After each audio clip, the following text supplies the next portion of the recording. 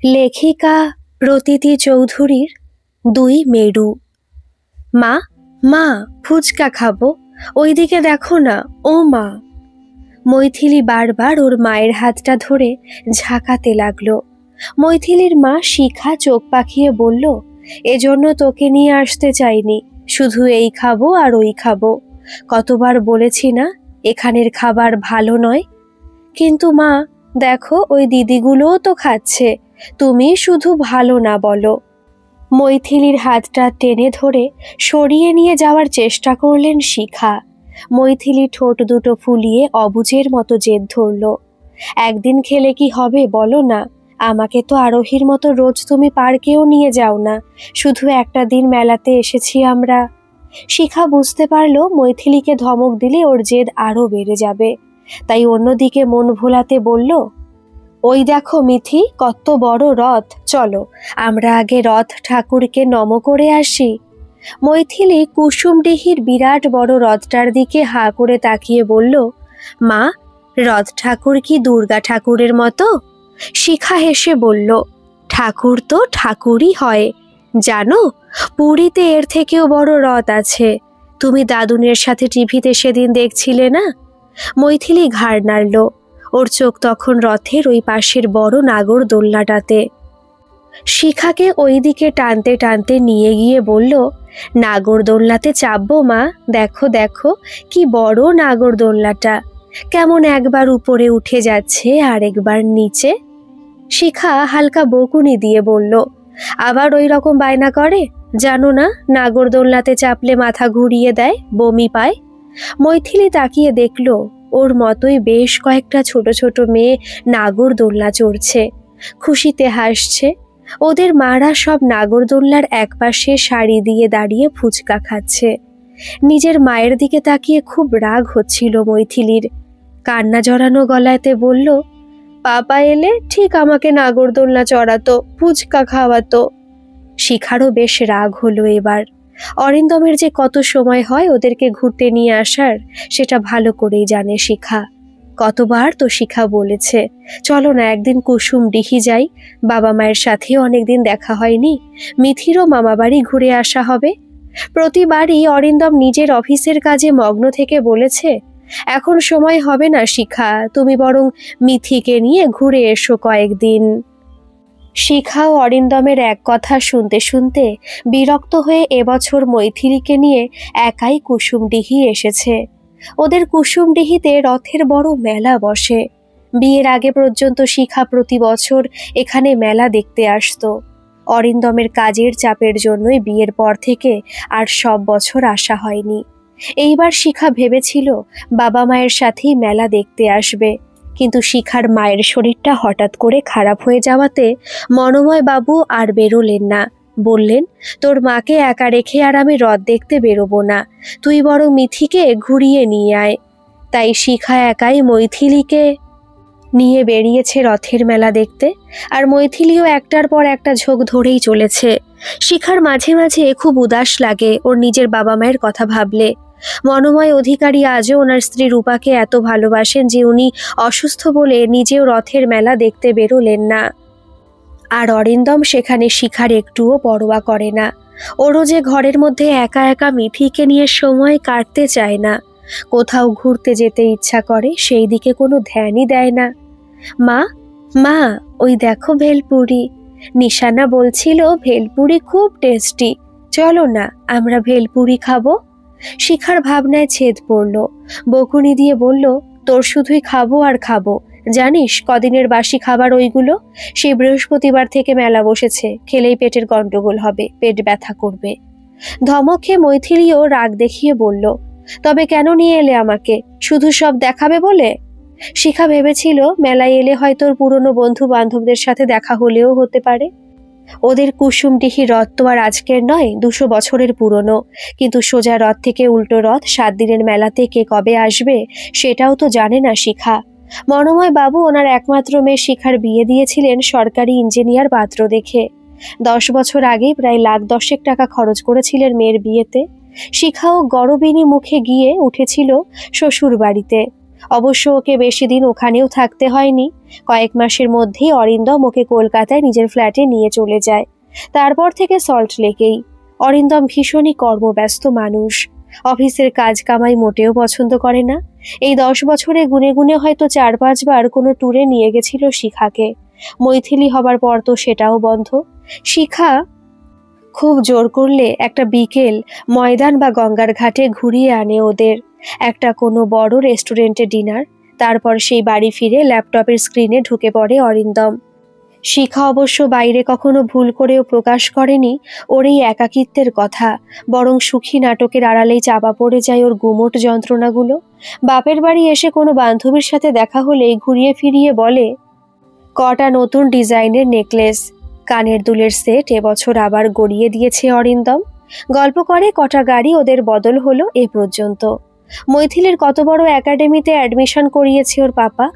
আজকেও হয়তো নিজের সেই মেকি সুখের গল্পগুলো করার জন্যই কোনো একটা পরিচিত মুখ উতলা হয়ে খুঁজছে।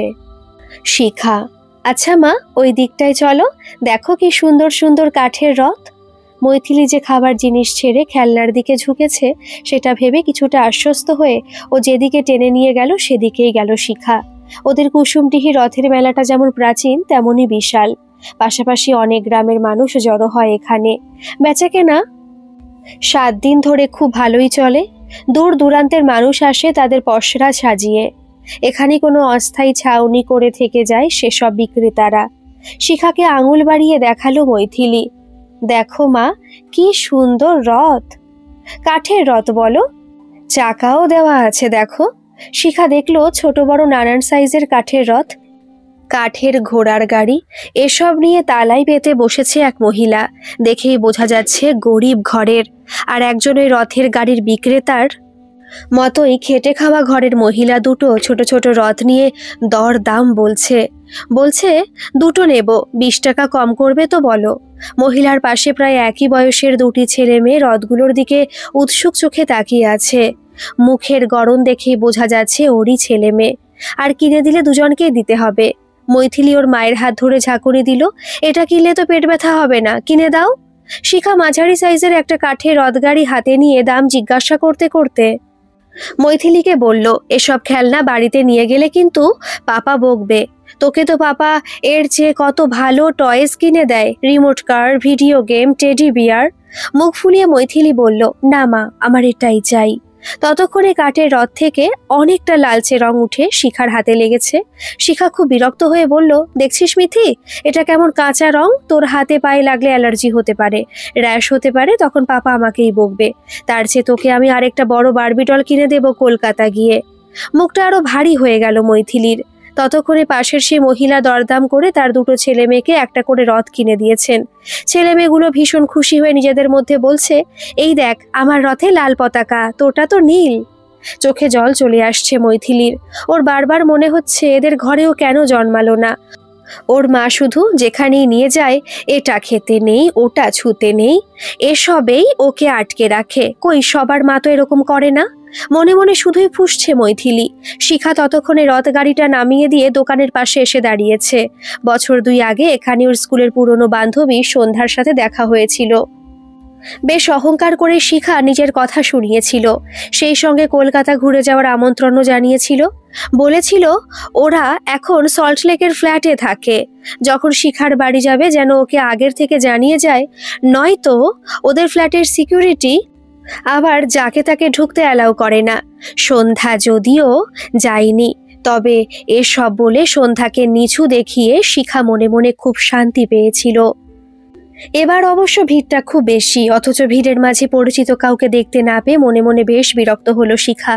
এদিকে মৈথিলি ওর জল ভরা চোখে তাকিয়ে দেখলো কাঠের রথগাড়ি বিক্রি হচ্ছে যেই দোকানটাতে, ওই দোকানেরই মেয়েটা মায়ের কাছে টাকা চেয়ে ঘুগনি খেতে গেল। গরম ঘুগনির গন্ধটা নাকে এসে ঝাপটা দিতেই মৈথিলির চোখ থেকে 2 ফোঁটা জল টপ টপ করে গাল বেয়ে পড়ল। শিখার হাতটা ছেড়ে চোখের জলটা মুছে পিটপিট করে মেয়েটাকে আরেকবার দেখতে লাগলো মৈথিলির থেকে 1 বা 2 বছরের বড় হবে হয়তো। গায়ের রংটা উজ্জ্বল শ্যামলা, রুক্ষ চুল, তবে অনেকটা। মৈথিলি ভাবলো ওর মা তো ওকে বড় চুল রাখতেই দেয় না, শুধুই বলে ঠান্ডা লেগে যাবে, দিয়ে জোর করে কাটা করায়। ঘুগনি কাকু বড় ডেকচি থেকে শালপাতার বাটিতে 2 ডাবু ঘুগনি ঢেলে তাতে শসা, পেঁয়াজ, লঙ্কা কুচি ছড়িয়ে দিল। শ্যামলা রোগা মেয়েটা চামচে করে মহানন্দে সেই ঘুগনি খেতে লাগলো। মৈথিলি ভাবলো, ইস, এই মেয়েটার সত্যি কত ভাগ্য। এক তো মেয়েটার মা কত সুন্দর সুন্দর কাঠের খেলনা তৈরি করে বিক্রি করছে, মেয়েটা সেসব হাতে নিয়ে খেলতে পারছে, আবার খেলনা বিক্রি করে ইচ্ছা মতো ফুচকা ঘুগনি খেয়ে বেরোচ্ছে। ওর মা একটুও বকা দিচ্ছে না। আরে শিখা না বাব্বা, তোকে তো দেখে চিনতেই পারিনি, কত বদলে গেছিস রে। মেয়েলি গলার স্বরটা কানে যেতে শিখা ঘুরে তাকালো। অর্চনা, হোয়াট এ সারপ্রাইজ, কতদিন পর দেখছি তোকে। অর্চনা শিখারই কলেজের বান্ধবী। শিখা বিয়ের পর একবার রিমার কাছে শুনেছিল অর্চনা নাকি ওদের ব্লকে একটা কন্ট্রাকচুয়াল কাজ পেয়েছে। শিখার পাশে দাঁড়িয়ে থাকা মৈথিলির গাল দুটো টিপে অর্চনা বলল, এটা তোর মেয়ে? কি মিষ্টি, দিয়ে বল কবে এসেছিস। শিখা নিজের গলার ডিজাইনার লকেটটা আর একটু সোজা করে নিয়ে বলল, এই তো পরশুদিনই এসেছি, মায়ের শরীরটা খারাপ, তাই মিথিকে নিয়েই বেরোলাম।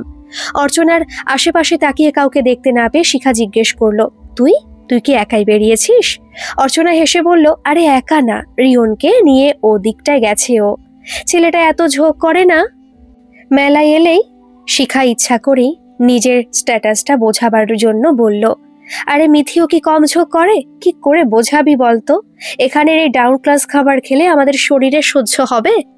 অর্চনা অবশ্যই প্রসঙ্গে কথা না বাড়িয়ে বলল, দিয়ে বল কেমন আছিস, অনেকদিন পর তো তোকে দেখছি, চেহারাটা কিন্তু ভারী হয়ে যাচ্ছে তোর। কানের পাশ থেকে নেমে আসা চুলের লেয়ারটা সরিয়ে ডায়মন্ডের কানের গুলো একটু বেশি হাইলাইট করে শিখা বলল, আর বলিস না, জিমেও জয়েন করেছি কয়েক মাস, মেয়েটার জন্য নিজেকে তেমন টাইমে দিতে পারি না। অরিও তো সারাদিন ডিউটি নিয়ে ব্যস্ত, আমাকেই সব কার্ড ক্যাশ ধরিয়ে দেয়, সংসারের দায়িত্ব তো সবটাই আমার কাঁধে। অর্চনা তেমন কিছু না বলে শুধু একটু হাসলো। শিখার চেহারা বেশভূষার অনেক পরিবর্তন হলেও অর্চনা প্রায় একই আছে, সেই কলেজের মতোই সাধারণ একটা চুড়িদার, কাঁধে সাইড ব্যাগ। শিখাই বলল আবার, তা তোর বরের সাথে তো আলাপই হয়নি আমার, কি করে, কোথায় বাড়ি? অর্চনা হেসে বলল, এই তো রায়জোরে বাড়ি, আমাদেরই ব্লকে কাজ করে, ডাটা এন্ট্রি অপারেটর। একটা তাচ্ছিলের হাসি নিমেষে খেলে গেল শিখার মুখে। এতক্ষণ ধরে তো এরকমই কাউকে চাইছিল। শুরু করলো এবার, একদিন সময় করে আসিস কলকাতা, ঘুরে যাবি দুজনেই, আলাপ হবে, জমিয়ে আড্ডাও হবে। মৈথিলি ওদের দুজনের কথার মাঝে বোর হয়ে ঘাড় হেলিয়ে দাঁড়িয়েছিল। ও তখনও দেখছে ওর মতো বাচ্চা মেয়েটা ঘুগনি খেয়ে কিভাবে পাতাটা চেটে খাচ্ছে। অর্চনা শিখার হাতটা ধরে বলল, চল ঘুগনি খাবি? শিখা সাথে সাথে নিজের আভিজাত্য ধরে রাখতে বলল, ঘুগনি না রে, ওসব খেলে মিথির আবার পেট ব্যথা করবে। অরি তো এসব স্ট্রিট ফুড ঠেলাগাড়ি একদম পছন্দ করে না। সে কি রে, তোর মনে নেই? কলেজ থেকে ফেরার পথে আমরা তো প্রতিদিন বিল্টুদার ঠেলা গাড়িতে ঝালমুড়ি খেয়ে ঘর ফিরতাম, আর যেদিন বিল্টুদা না আসতো কি বিরক্তই হতিস তুই। সেই স্বাদ অবশ্য আমারও এখনো জিভে লেগে আছে। মৈথিলি বাচ্চা হলেও বেশ বুঝতে পারছে ওর মা আর এই মাসিমণিটার কথা। হা করে তাকালো ওর মায়ের মুখের দিকে, কেমনই অবিশ্বাস লাগছে ওর। ওর মা কলেজে পড়ার সময় রোজ রাস্তার দোকানে ঝালমুড়ি কিনে খেত। শিখা অস্বস্তিতে পড়ে গেল। সে তো সব অনেক আগের কথা। তাছাড়া কদিন ধরে মেলা চলছে, ঘুগনিটা আজকের ভাবছিস? রোজ যা বেড়ে যাচ্ছে, গরম করে লেবুর রস দিয়ে চালিয়ে দিচ্ছে হয়তো। তাছাড়া জল কাদা ওয়েদার, কি জার্ম থাকবে, শেষে পেটের গোলমাল হবে। অর্চনা দেখলো মৈথিলির মুখটা কেমনই শুকিয়ে গেল ওর মায়ের উত্তরে, যেন অর্চনাকেও বলতে চাইছে, মাকেও সব বলে লাভ নেই, মানবে না কিছুতেই। অর্চনা সাথে সাথে কথা পাল্টে বলল, তবে চল ওই আইসক্রিম গাড়িটার কাছে যাই, কুলফি খাবি? তুই তো ঠান্ডা খেতে খুব ভালোবাসতিস, আমার কিন্তু মনে আছে ভাত খেয়ে কলেজ যাবার সময়ও লেবু মালাই পেলে তুই একটার পর দুটো চুষে ফেলতিস। শিখাকে যে অর্চনা বারবার পুরনো কথা টেনে এনে নিজের সমগোত্রীয় করে দিচ্ছে, সেটা ওর মোটেও ভালো লাগছে না। বিশেষ করে মৈথিলিও পাশেই আছে, পরে হয়তো এই নিয়েই আবার কিছু জেদ করবে। তাড়াতাড়ি করে শিখা বলল, না রে, মিথির আবার ঠান্ডা লেগে টনসিল ফুলে যাবে, ওকে তো আইসক্রিম দিই না আমরা। অর্চনা বিরক্ত হয়ে বলল, সে কি রে, এত বছর পর তোর সাথে দেখা হলো, মিথি বা কি ভাববে? বলবে মাসিমণিটা ভীষণ পচা, কিচ্ছু খাওয়ালো না। শিখা কথা ঘুরিয়ে বলল, তোর ছেলে কোন দিকে গেল? ততক্ষণে অর্চনা দেখতে পেয়েছে রিয়নকে কোলে নিয়ে ওর বর শুভম আসছে। আঙুল বাড়িয়ে দেখিয়ে বলল, ওই যে আমার দুই চোখের মণি। অর্চনার কথা শুনে মৈথিলীও তাকিয়ে দেখল রিয়নের বয়স মৈথিলীর মতোই হবে। ওর এক হাতে একটা অরেঞ্জ রঙের কাঠি দেওয়া আইসক্রিম চুষতে চুষতে ওদের দিকেই আসছে। মৈথিলী আরেকবার শেষ চেষ্টা করে ঝাঁকুনি দিল শিখার হাতে। কাঁদুনে গলায় বলল, মা, আমি তো আইসক্রিম খাই। তুমি মাসিমণিকে মিথ্যে কেন বললে? দেখো, ওই ছেলেটাও আইসক্রিম খাচ্ছে। শিখা মাথা নামিয়ে ফিসফিসিয়ে বলল, ছি, তুই জানিস এই আইসক্রিমগুলো ড্রেনের নোংরা জলে বানানো? আমি তোকে বাড়ি গিয়ে তোর ফেভারিট চকলেট আইসক্রিম বানিয়ে দেব, এক্সট্রা চকো চিপস দিয়ে। মৈথিলী আরো একবার ফুপিয়ে উঠে বলতে গেল, কিন্তু মা। শিখা বড় করে চোখ পাকিয়ে বলল, তুই গুড গার্ল না? গুড গার্লরা এরকম করে না। বাড়ি গিয়ে আমি তোকে চাউমিন, এগরোল সব বানিয়ে দেব। এখন মাসিমণির কাছে লক্ষ্মী মেয়ে হয়ে থাকো, তবেই তো মাসিমণি ভালো বলবে। গুড গার্ল না হলে কিন্তু আমিও আর ভালোবাসবো না, বাড়ি নিয়ে যাব না। অরিন্দম বেশি সময় দিতে না পারাতে মৈথিলীকে ওর school, music class, dance academy, art centre সব জায়গাতেই নিয়ে যায় শিখা। আর সর্বত্রই এই একই কথা বলে, তুমি না অরিন্দম মিত্রের মেয়ে মৈথিলী মিত্র, তোমাকে এটা মানায় না। আমাদের একটা ক্লাস আছে মিথি, স্ট্রিট ফুড খেতে নেই। সবার কাছে লক্ষ্মী মেয়ে হয়ে থাকলে সবাই প্রশংসা করবে। মৈথিলীর ক্লান্ত লাগে এসব শুনতে শুনতে, একঘেয়ে হয়ে গেছে শিখার এই এক কথা। মাঝে মাঝে ইচ্ছা করে শিখার হাত ছেড়ে পালিয়ে গিয়ে বাঁচতে। মৈথিলী দেখলো সেই ঘুগনি খাওয়া বাচ্চা মেয়েটার ঝাল লেগেছে। মুখ দিয়ে হু হা আওয়াজ করতে করতে একটু দূরে যেখানে নারকেল চিনি আর গুড় পাটালি বিক্রি হচ্ছে, ওখানে কাগজের ঠোঙাতে কিছু কিনে খাচ্ছে। মৈথিলীর মনে হচ্ছে ওই মেয়েটা কত স্বাধীন, ইচ্ছে মতো মেলাতে ঘুরতে পায়, মায়ের হাত ধরে মায়ের প্রতি কথাতে ঘাড় নেড়ে মুখ বন্ধ করে চলতে হয় না ওকে। মেলার খাবার খেলে ওর মা বকে না। এরকম মুক্ত জীবন ও যদি কখনো পেতে পারত।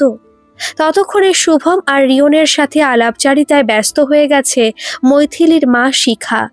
নিজের স্ট্যাটাসটা বোঝাতে ঝলমলে পাথর সাটা গোল্ডেন পার্স থেকে ৮০,০০০-এর গ্যালাক্সি নোট সিরিজের মোবাইলটা বার করে বলল, আরে এতদিন পর দেখা হলো যখন, একটা সেলফি তো হয়ে যাক। দুই বান্ধবী মিলে কয়েকটা সেলফি তোলার পর অর্চনা বলল, দেখবি চল, ওইদিকে হরেক মাল ৩০ টাকার দোকানে অনেক কিছু আইটেম এসেছে। শিখা তো এরকমই কিছু শুনতে চাইছিল অর্চনার মুখে, তবে তো বোঝাতে পারবে ওর আর নিজের ব্যবধানটা। সুযোগ পেয়ে সাথে সাথে শিখা মুখ বিকৃত করে বলল, না রে, অরি আবার এসব মেলার জিনিস ঘরে তুলতে দেবে না। আসলে ও খুব ক্লাসি, সফিস্টিকেটেড। তুই আমাদের ফ্ল্যাটে গেলেই বুঝতে পারবি, এত টিপটপ সাজানো গোছানো। অর্চনা অবসর কথাতে পাত্তা না দিয়ে বলল, তবে চল, আমি কিনবো, তুই পছন্দ করে দিবি। আমার তো ভীষণই ভালো লাগে ওই ফাইবারের নানান ডিজাইনের কাপ প্লেটের সেটগুলো। শুভম তো মেয়েদের ভিড়ে ঢুকতে চাইবে না, তুইই চল। শিখা মনে মনে বেশ বিরক্ত হলো। এর আগে ময়না, রিয়া, রিমা, সন্ধ্যা অনেককে নিজের ক্লাসটা বুঝিয়ে দিয়ে বেশ শান্তি পেয়েছে, কিন্তু অর্চনা যেন বুঝেও বুঝতে চায় না। জোর গলাতেই বলল, শিখা, না রে, আমিও ভিড়ে ঢুকবো না। গলার গোল্ডেন চেনটা আছে, কানের দুলগুলো তো এবছরের অ্যানিভার্সারিতেই দেওয়া, ভিড়ের মধ্যে যদি কেউ টানাটানি করে। অর্চনা অতি সাধারণভাবে বলল, তোর কি মাথাতে কিছু নেই? রথের মেলায় কেউ এক গা সোনার গয়না পরে আসে, তাও আবার একা একা? চোরে দেখলে তো তোকে পুরো উঠিয়ে নিয়ে যাবে। শিখার মুখটা ভারী হয়ে গেল, ঠিক কি বলবে খুঁজে পেল না। ১-২ সেকেন্ড ভেবে বলল, আসলে গলারটা ও খুলতে বারণ করেছিল, আর এই ডায়মন্ডের কানেরগুলো তো নতুন, অ্যানিভার্সারিতে অরিন নিজের হাতে পরিয়ে দিয়েছিল, তাই আর খোলা হয়নি। অর্চনা দীর্ঘশ্বাস ফেলে বলল, তবে আর কি, নিজেও যখন কিছু কিনবি না, আমার সাথেও কিনতে যাবি না, তখন মিথিকে নিয়ে সাবধানে বাড়ি যা, রাত বাড়লে ভিড় তো আরো বাড়বে। শিখা যে এবার আর নিজের স্ট্যাটাস দেখিয়ে অর্চনাকে তেমন ইনসাল্ট করতে পারলো না, সেটা ভেবেই ওর পরাজিত লাগছে। আচ্ছা, তবে পরে আবার দেখা হবে। শিখা বাড়ি ফেরার জন্য মৈথিলীর দিকে হাত বাড়িয়ে দেখল মৈথিলী নেই। এদিক ওদিক তাকিয়ে শিখা ডাকলো, মিথি, মিথি। না, যত দূর ভিড়ের মধ্যে দেখা যাচ্ছে মৈথিলী কোথাও নেই। বুকের ভিতরটা ছ্যাক করে উঠল শিখার। আরো জোরে ডাকলো, মিথি, মিথি, তুই কোথায় গেলি? মিথি। সন্ধ্যা পেরোতেই ততক্ষণে মানুষের ঢল নেমেছে রথের মেলায়। চারিদিকে কলরব, বেচা কেনার আওয়াজ। দূর থেকে ভেসে আসছে পাশকুড়ার চপের অ্যানাউন্সমেন্ট, তালপাতার ভেপুর আওয়াজ। শিখার সর্বশক্তি দিয়ে চিৎকার করে ওঠা গলার আওয়াজটাও যেন হারিয়ে গেল বাঁশির কর্কশ শব্দে আর দোকানদারদের হাঁক ডাকে। অর্চনা ব্যস্ত হয়ে বলল, এই শুভম, মেয়েটা কোথায় গেল? এই তো এখানেই ছিল একটু আগে। শুভম রিয়নকে কোলে নিয়েছিল, দুই বান্ধবীর কথার মাঝে তেমন ঢোকেনি। এখন মৈথিলীকে না দেখতে পেয়ে শুভমও বেশ ঘাবড়ে গেল। অর্চনাও শিখার সাথে চেঁচাতে রইল ভিড়ের মাঝে, মিথি, মিথি। ওদের শব্দগুলো কেবলই একে অপরের কানে ফিরে এসে ভিড়ের মাঝে হারিয়ে যেতে লাগলো। শিখার হাত পাগুলো ততক্ষণে কাঁপতে শুরু করেছে। পাগলের মতো অর্চনাকে ধরে বলতে লাগলো, কোথায় গেল মিথি? এই তো এখানেই ছিল, তুই দেখছিলি ওকে, কোথায় গেল বল না। অর্চনাও বেশ চিন্তায় পড়ে গেছে। মৈথিলী ওর সাথে তেমন কথা না বললেও চুপচাপ শিখার হাত ধরে এখানেই তো দাঁড়িয়েছিল।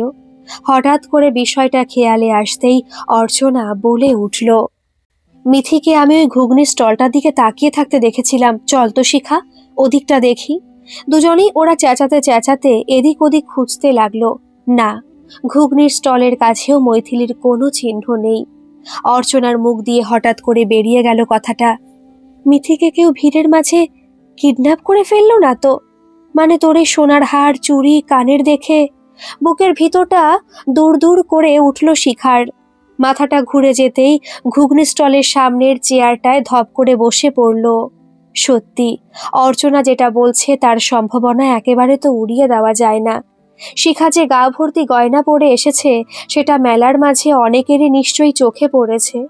মৈথিলী যে ওর সাথে ঘুরছিল আর এটা সেটা দেখিয়ে বায়না করছিল, সেটাও হয়তো অনেকে লক্ষ্য করেছে।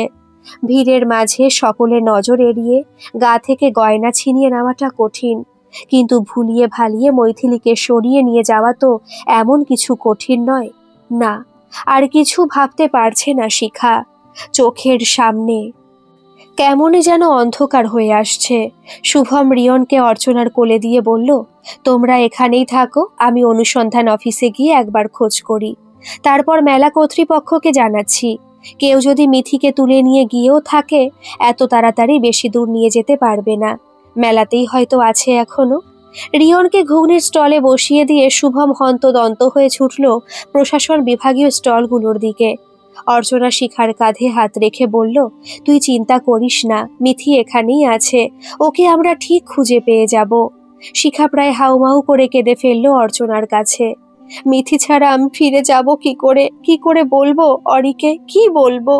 ওর মেয়েকে আমি মাত্র কয়েকটা দিনও সামলাতে পারলাম না। অর্চনা শিখাকে বারে বারে আশ্বস্ত করতে রইল, বলল, তুই বরং মেসোমশাইকে ফোন করে একটা খবর দে। কুসুমডিহিতে মেসোমশাইয়ের অনেক চেনা জানা আছে, মিথিকে খুঁজে পেতে সুবিধা হবে। ততক্ষণে ওদের কান্নাকাটি দেখে ঘুগনির স্টলের সামনে দু একজন জিজ্ঞাসা করতেও শুরু করেছে ওদের কি হয়েছে।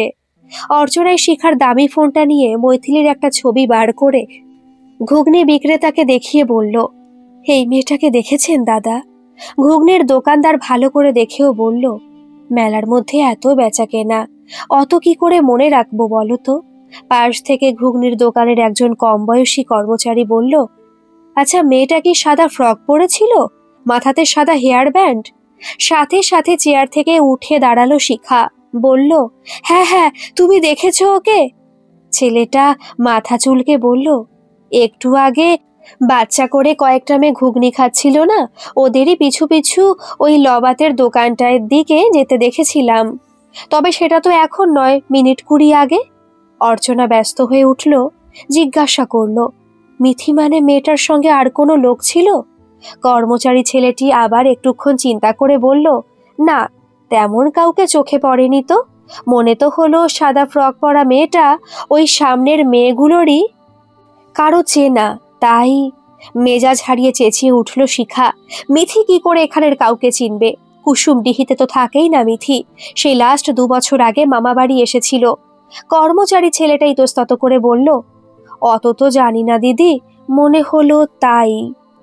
মনোময় বাবু এসে পড়েছেন। শিখা ওনাকে দেখে কাঁদতে কাঁদতে উঠে দাঁড়িয়ে বলল, বাবা, মিথি মিথি, আমার হাত ধরেই ঘুরছিল মেয়েটা, ফুচকা ভেলপুরি খাওয়ার ঝোঁক ধরছিল, তারপর মানা করে দিতে নাগরদোল্লা চড়বে বলেছিল। বাবা, আমার মিথি কোথায় চলে গেল? ততক্ষণে শুভম গিয়ে খবর দিয়েছে অনুসন্ধান অফিসে। মেলা কমিটি থেকে সতর্ক করে দেওয়া হয়েছে সিভিক ভলেন্টিয়ারদের। সাদা ফ্রক, সাদা হেয়ার ব্যান্ড পরা 7 বছর বয়সী বাচ্চা মেয়েকে একা বা কারোর সাথে ঘুরতে দেখলে সাথে সাথে যেন মেলা কমিটির অফিসে নিয়ে আসা হয়। মনোময় বাবু কুসুমডিহির স্থানীয় থানাতেও ফোন করেছিলেন। ওনারা মোটামুটি ভাবে থানা থেকে মোবাইল ভ্যান, রাস্তার মোড়ের পুলিশদের সতর্ক করেছেন। এতটা তৎপরতা হয়তো অন্য কারো ক্ষেত্রে দেখাতেন না ওনারা, কিন্তু মনোময় বাবু কুসুমডিহির গণ্যমান্য ব্যক্তিদের মধ্যে একজন। অবশ্য 24 ঘন্টার আগে কোনো মিসিং ডায়েরি যে ওনারা অফিসিয়ালি রেজিস্টার করতে পারবেন না সেটা জানিয়ে দিয়েছেন। মেলার অনুসন্ধান অফিসেও বারে বারে মাইকিং করা হচ্ছে, যদি কেউ সাদা ফ্রক, সাদা হেয়ার ব্যান্ড পরা 7 বছরের একটি বাচ্চা মেয়েকে মেলার কোথাও একা বা অন্য কারোর সাথে দেখতে পান, তবে আমাদের অফিসে এসে সত্তর যোগাযোগ করুন। শুভম আর অর্চনা ছবি দেখিয়ে কাছাকাছি যা দোকান আছে সব জায়গায় মৈথিলীর খোঁজ চালালেও শিখা একদম ভেঙে পড়েছে। ওর মনে হচ্ছে কেন মৈথিলীকে এখানে একা একা নিয়ে এলো। নিজের উপরে ভীষণ রাগ হচ্ছে ওর। মৈথিলী এতবার ধরে এত কিছুর ঝোঁক ধরছিল, মেয়েটাকে কিছুই কিনে দেয়নিও। শুধু মিথ্যে আড়ম্বর আর আভিজাত্যের মোড়কে নিজেদের মুড়ে রেখে ও মৈথিলীর শৈশবটাই কেড়ে নেওয়ার চেষ্টা করেছে এতদিন। কিছু বলতে গেলে চিরকাল বকুনি দিয়ে চুপ করিয়ে দিয়েছে মেয়েটাকে। মাত্র কয়েকটা ঘন্টাতেই অনুতাপের আগুন ওকে ছাড়খাড় করে দিচ্ছে ভিতর থেকে। নিজের বোকামি আর অহংকারের জন্য মাথা ঠুকতে ইচ্ছা করছে ওর। কেন যে ও এত লোক দেখানি গয়না পরে মেলাতে এসেছিল? হয়তো অর্চনার কথাই সত্যি, ওর গা ভর্তি গয়নার লোভেই ওর ফুলের মতো নিষ্পাপ মেয়েটাকে কেউ অপহরণ করে নিয়ে গেল। বারে বারে চেঁচিয়ে উঠছে শিখা, মিথি ফিরে আয়, মিথি ফিরে আয়। দাঁতে দাঁত লেগে খিঁচুনি চলে আসছে এক একবার। চোখে মুখে জল দিয়েও শান্ত করা যাচ্ছে না শিখাকে। পাগলের মতো প্রলাপ বকছে শিখা, তোকে ফুচকা দেবো, ভেলপুরি খাওয়াবো, তোর পছন্দের কুলফি, মালাই, আইসক্রিমও। বল না মিথি, একবার এসে বল তুই কি খাবি, সব দেবো তোকে। নাগর দোলনাতেও চাপবি তুই, আমিও চাপবো তোর সাথে। হ্যাঁ মিথি, তোর মাও চাপবে। সময় যত পেরিয়ে যাচ্ছে শুভম আর অর্চনার ধারণাও বদ্ধমূল হয়ে যাচ্ছে। টাকা পয়সা আর গয়নার লোভে কেউ অপহরণ করে নিয়ে গেছে মৈথিলীকে। বুঝলেন মেসোমশাই, মনে হচ্ছে মিথি মেলাতে নেই। যেভাবে বারবার অ্যানাউন্স করা হচ্ছে কেউ দেখলে ঠিক ওর সন্ধান দিত। তাছাড়া এইটুকু মেয়ে মায়ের হাত ছেড়ে একা একা যাবেই বা কোথায়? মনোময় বাবু মাথাতে হাত দিয়ে বসে আছেন অনুসন্ধান অফিসে, ওর পাশেই শিখা। অর্চনা আবার বলল, থানায় আরেকবার ফোন করে বলুন মেসোমশাই, কুসুমডিহির যেই রাস্তাটা হাইওয়েতে গিয়ে মিশেছে ওখানে যেন গাড়ি চেক করে ওরা। মনে হচ্ছে যারা মিথিকে নিয়ে গেছে তারা এই কুসুমডিহিতে ওকে রাখবে না। শুভমও একই সাজেশন দিল। শিখা মাঝে মাঝে বলে উঠছে, হ্যাঁ ওই দোকানটাতে বাবা, ওই দোকানটাতেও রথের গাড়ি কিনবো বলেছিল। চলো রথের গাড়ি কিনে আনি, তাহলে মিথি চলে আসবে। মেয়েকে কি সান্ত্বনা দেবেন মনোময় অধিকারী? 3 ঘন্টা খোঁজাখুঁজি করার পরেও নাতনিকে না পেয়ে উনি নিজেই বিধ্বস্ত হয়ে পড়েছেন। ভেঙে পড়া গলাতে বলতে লাগলেন, কি জবাব দেব জামাইকে? কেন যে আমি এলাম না তোদের সাথে? যদি তোর মাকে বাড়িতে রেখে তোদের সাথে চলে আসতাম তাহলে হয়তো এই অঘটনটা ঘটতো না। ফুপিয়ে কাঁদতে কাঁদতে শিখা বলল, বাবা এ আমার পাপের শাস্তি। আমি যে বুঝিনি মিথি আমার সবচেয়ে বড় গয়না, ওর খুশিটাই যে আমার জীবনের সবচেয়ে বড় অলংকার। মিথিকে ছাড়া কি নিয়ে থাকবো আমি বাবা? আমার কিচ্ছু চাই না, তুমি শুধু আমার মিথিকে এনে দাও। ওই যে আমার সারা দিনের সাথী, একঘেয়ে দম বন্ধ করা জীবনে ওই যে আমার এক মুঠো খোলা হাওয়া। এনে দাও তুমি ওকে, এনে দাও বাবা। বারে বারে অনুসন্ধান অফিস থেকে মাইকে বলছে, মৈথিলী মিত্র, তোমার মা, দাদুন সবাই তোমার জন্য অপেক্ষা করছেন। তোমাকে না দেখতে পেয়ে ওনারা খুব কান্নাকাটি করছেন। তুমি যেখানেই থাকো আমাদের অনুসন্ধান অফিসের কাছে এসো। কোথায় ছিলি তুই মিথি? বল তুই কোথায় ছিলি? তুই জানিস না তোর কিছু হয়ে গেলে তোর মাও বাঁচত না? মৈথিলীকে পেয়ে পাগলের মতো ওর গালে কপালে চুমুই চুমুই ভরে দিচ্ছে শিখা। মেলার একপাশে যে অস্থায়ী দোকানদারদের তাঁবু ফেলা হয়েছে ওখান থেকে একজন সিভিক ভলেন্টিয়ার মৈথিলীকে খুঁজে নিয়ে এসেছে। মৈথিলী, ওর মায়ের কান্নাকাটি, দাদুনের বিধ্বস্ত চোখ মুখ, এত লোকজন, পুলিশ দেখে খুব ঘাবড়ে গেছে। ভয়ে ভয়ে ঢোক গিলে মৈথিলী বলল, আমি কোথায় গেছিলাম জানলে তুমি বকবে না তো মা? অর্চনা মৈথিলীর মাথাতে হাত রেখে বলল, না, কেউ বকবে না তোমাকে। বলো তুমি কোথায় গেছিলে, কার সাথে গেছিলে বলো আমাদের। জানো তোমার মা কত কান্নাকাটি করছিল, অজ্ঞান হয়ে যাচ্ছিল তোমাকে না পেয়ে। মৈথিলী ওর মায়ের দিকে তাকিয়ে বোঝার চেষ্টা করছিল মাসিমণি সত্যি বলছে কিনা। ওর মা যে ওকে এতটা ভালোবাসে ওর বিশ্বাসই হচ্ছে না। মৈথিলী ভয়ে ভয়ে বলল, মাঝে বলতো আমি গুড গার্ল না হলে আমাকে আর ভালোবাসবে না, বাড়ি নিয়ে যাবে না। অর্চনা শান্ত স্বরে আবার বলল, মারা তো ওরকম কত কিছুই বলে, সব কি সত্যি হয়? আমিও তো রিয়নকে বকি, তাই না রিয়ন? রিয়নের অনেকক্ষণ ধরে মেলায় বসে থেকে থেকে ঘুম পেয়ে গেছিল, তবুও জোর করে জেগেছিল। অর্চনার কথা শুনে সম্মতির ঘাড় নাড়ল রিয়ন। মৈথিলি ওর মায়ের চোখের জলটা মুছিয়ে দিয়ে বলল, কেঁদো না মা, আমিও বুঝতে পেরেছি তুমি আমার ভালোর জন্যই ওসব খেতে বারণ করো। মুনিয়ার মা তো ওকে অত দেখেই না, মুনিয়া নামটার সাথে ওদের কেউই পরিচিত নয়। শুভম জিজ্ঞাসা করল, মুনিয়া কে মিথি? মৈথিলি পিটপিট করে শুভমের দিকে অনেকক্ষণ তাকিয়ে থেকে বলল, তুমি জানো না আঙ্কেল, মা জানে। মুনিয়াদের দোকানেই তো কাঠের রথগাড়ি বিক্রি হচ্ছিল। আমি ভেবেছিলাম মুনিয়া কত ভালো আছে, ও যত ইচ্ছা খেলনা খেলতে পায়, যা ইচ্ছা খাবার খেতে পায়। ওর মা তো আমার মায়ের মতো বকে না। অর্চনা মৈথিলির চিবুকে হাত রেখে বলল, তুমি কি করে জানলে ওর নাম মুনিয়া? ও তোমাকে বলেছে? মৈথিলি দুদিকে মাথা নেড়ে বলল, না তো, ও বলেনি। ওর বাবাটা খুব বদমাশ, ও যখনই টেন্টে গেছিল ওর বাবা ওকে খুব মারছিল আর বলছিল, ভাই বোন দুটো এখানে পড়ে চেঁচাচ্ছে আর তুই মেলায় ঘুরে বেড়াচ্ছিস মুনিয়া, খুব বেড়েছিস না, পা ভেঙে হেথায় ফেলে রাখবো।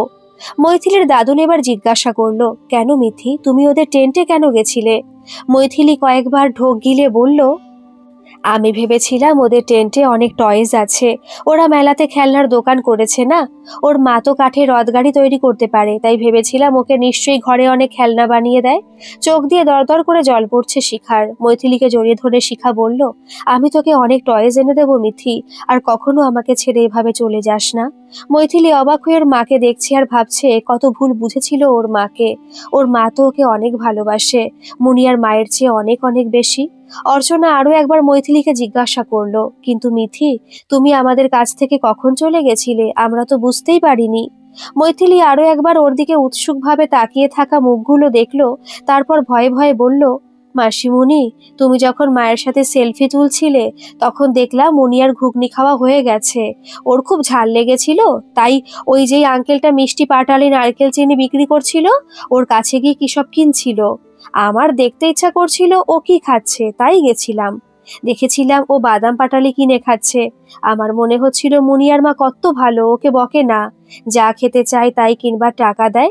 মুনিয়া তো টেন্টে যাওয়ার আগে ওই মালাই আইসক্রিমটাও খেয়ে গেছিল, কিন্তু ওর মা অতটাও ভালো নয়, ওর মা ওকে আমার মায়ের মতো ভালোবাসে না।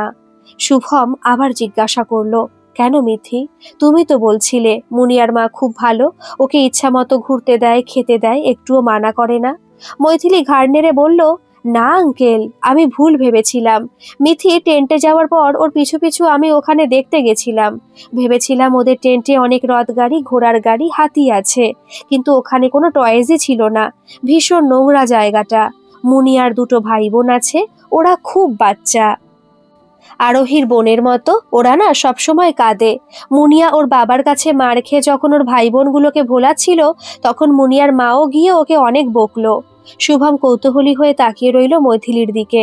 ওকে আর কিছু জিজ্ঞাসা করার আগে ও নিজেই একটা ঢোক গিলে বলল, মুনিয়ার মা ওকে বলছিল, তোকে না চুনি আর চিন্টুর জন্য লজেন্স আনতে বলেছিলাম, খেয়ে দিয়েছিস টাকাটা?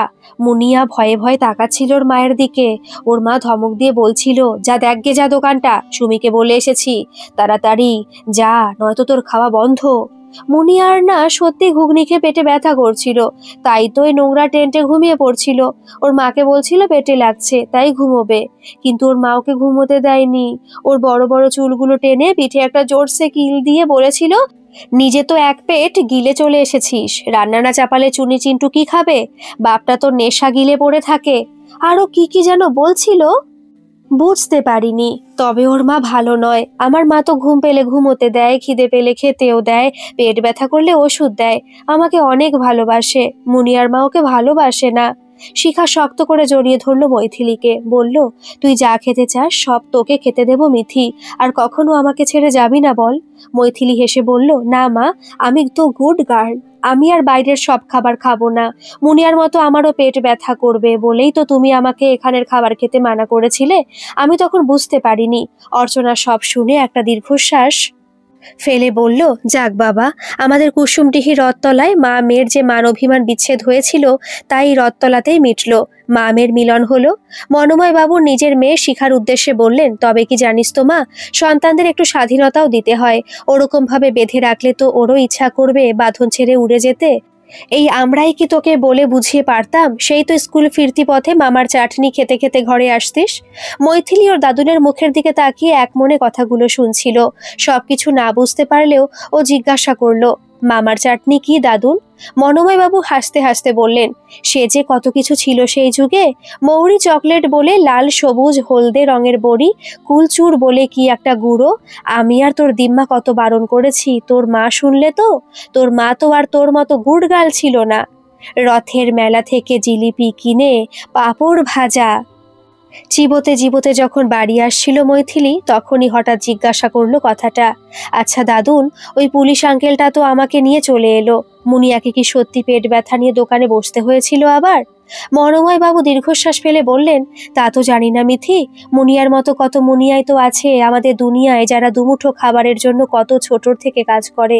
হয়তো বসতে হয়েছিল দোকানে। পাঁপড়টা শেষ করে মৈথিলি আবারও বলল, আচ্ছা দাদুন, মুনিয়ার মা কি ওকে আমার মায়ের মতো ভালোবাসে না?